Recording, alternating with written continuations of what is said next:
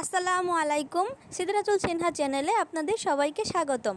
আমার আজকের পর্বে আমি আপনাদের সাথে শেয়ার করব কিভাবে খুব সহজেই পাকা আমের আমসত্ত্ব তৈরি করা যায়।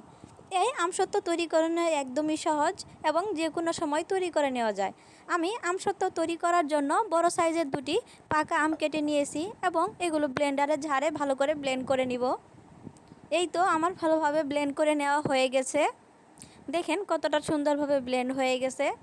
এবার আমি একটি পাত্রে এই আমগুলো ঢেলে দিব এবং দিয়ে দিব স্বাদমতো লবণ, একটা এলাচ, সামান্য জিরে গুঁড়ো, 1 চা চামচ মরিচ গুঁড়ো এবং সামান্য ধনিয়া গুঁড়ো ও 2টা দারচিনি।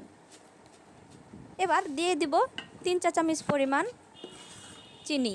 এবার সবগুলো উপকরণ ভালোভাবে মিশিয়ে চুলার আঁচটা মিডিয়ামে রেখে অনবরত নেড়েচেড়ে নিতে হবে। মনে রাখতে হবে অনবরত না নাড়লে এটা কিন্তু নিচে পুড়ে যেতে পারে, তাই অনবরত নেড়েচেড়ে নিতে হবে। আমার হয়ে গেছে আমসত্ত্বটি। এবার আমি এটাতে একটু তেল মাখিয়ে নামিয়ে নিব এবং চামচের সাহায্যে পাতলা করে আবরণ দিয়ে দিব। এই তো আমার দিয়ে দেওয়া হয়ে গেছে। এবার আমি এটি রোদে শুকিয়ে নেব। ধন্যবাদ সবাইকে আমার ভিডিওটি দেখার জন্য। আমন্ত্রণ রইল আমার নতুন কোনো পর্বের জন্য। সে পর্যন্ত সবাই ভালো থাকবেন, সুস্থ থাকবেন এবং আমার চ্যানেলটি সাবস্ক্রাইব করে আমার পাশেই থাকবেন। ধন্যবাদ সবাইকে।